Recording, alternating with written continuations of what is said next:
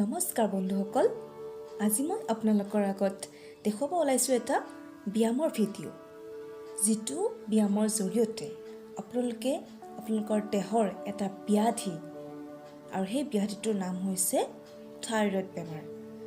আৰু এই থাইৰয়ড বেমাৰৰ পৰা আমি কেনেদৰে হাত সাৰিব পাৰোঁ, তাৰ কাৰণে মই এটা আপোনালোকক উপায় দেখাব খুজিছোঁ। আৰু সেই উপায়টো হৈছে একমাত্ৰ ব্যায়াম, আৰু সেই ব্যায়ামটোৰ নাম হৈছে উষ্ট্ৰাসন। উষ্ট্ৰাসন, যিটো অসমীয়াত উষ্ট্ৰাসন বুলি কয় আৰু ইংৰাজীত কয় কেমেল পজ। গতিকে আপোনালোকে এই উষ্ট্ৰাসন ব্যায়ামটো কৰিলে আপোনালোকৰ থাইৰয়ড বেমাৰটো যিটো দেহত হৈ আছে বা যদি বহুত বেছি হৈছে বা আৰম্ভণি হ'ব ধৰিছে, সেইটো একেবাৰে নিৰ্মূল হৈ যাব। আপোনালোকে বিশ্বাস কৰক, এই বেমাৰটোৰ কাৰণে যিটো ব্যায়াম দিছোঁ মই উষ্ট্ৰাসন, এই উষ্ট্ৰাসনটো আপোনালোকে কণ্টিনিউ যদি 3 মাহ কৰে, তেতিয়াহ'লে আপোনালোকে দেখা পাব যে আপোনালোকৰ দেহৰ পৰা এই থাইৰয়ড বেমাৰটো একেবাৰে নোহোৱা হৈ গৈছে।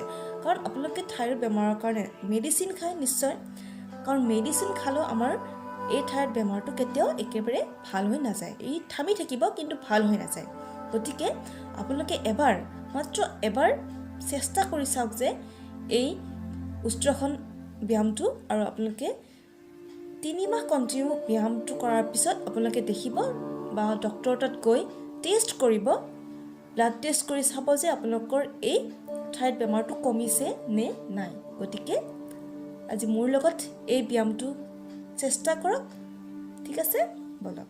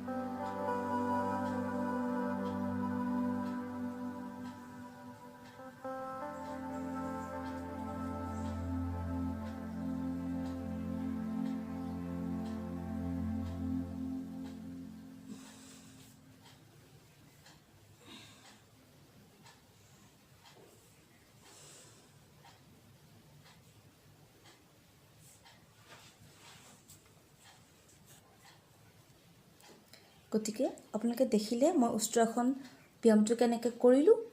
আৰু এই ব্যায়ামটো আপোনালোকে সদায় দৈনন্দিন ৰাতিপুৱা খালী পেটত 5 মিনিটৰ পৰা 10 মিনিটৰ ভিতৰত কৰিব। 10 মিনিটমান সময় কৰিব, 3 বাৰমান কৰিব।